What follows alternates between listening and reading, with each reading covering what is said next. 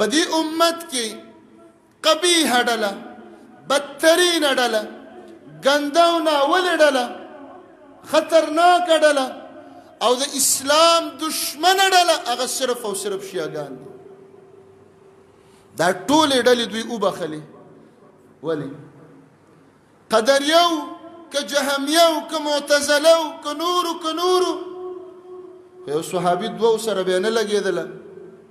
د یو صحابي دوه د هغوی د مزاج نه خلاف و، باقي ټول صحابه ورته ښه ښکاره کېدل.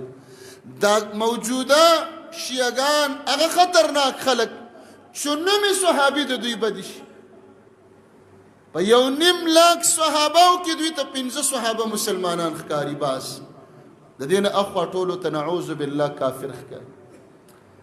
د دې نه خطرناک خلک، د دې نه نجس او ګنده خلک نور وي چې هغه زنانه چې د رسول الله علیه السلام سره د چا بدن ولګېده او هغه زمونږ مور شوله بیبي عائشه رضی الله عنها او د نبی علیه السلام سره ژوند تېر که او د نبی علیه السلام روح مبارک او ساده عائشه رضی الله عنها په غېږ کې ووتله، هغه زنانه ته دوی زناکاره او بدکاره ویله. نعوذ بالله.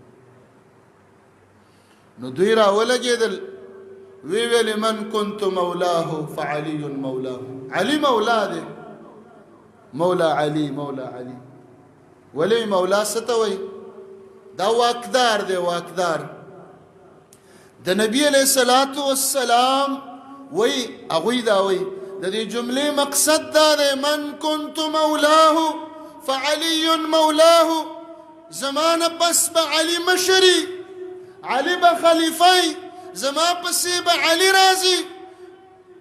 نو چې ابو بکر راغی، عمر راغی، عثمان راغی، نعوذ بالله وی دا درې واړه ظالمانو غاصبانو ظلم یې وکړ، د علي نه حکومت په زور اخیست. نو دین خو د دې خلکو شته دی نه چې وګوري چې مولا څه ته وایي. مولا څه ته ویلی کېږي؟ دوست ته وایي. النبي أولى بالمؤمنين من أنفسهم. الله قرآن کې فرمایي نبی علیه السلام مؤمنانو ته ډیر قریب دی، ډیر نږدې دی، ډیر محبوب دی، د خپلو ځانونو نه ورته ډیر ګران. نو په دې ځای کې رسول الله علیه السلام وفرمایل د چا چې زه دوست یم، څوک چې زما سره مینه کوي، څوک چې زما سره محبت کوي، دی به د علي سره مینه کوي، دا به د علي سره محبت کوي، دا به د علي رضی الله عنه سره مینه ساتي، علي به دته ګران وي.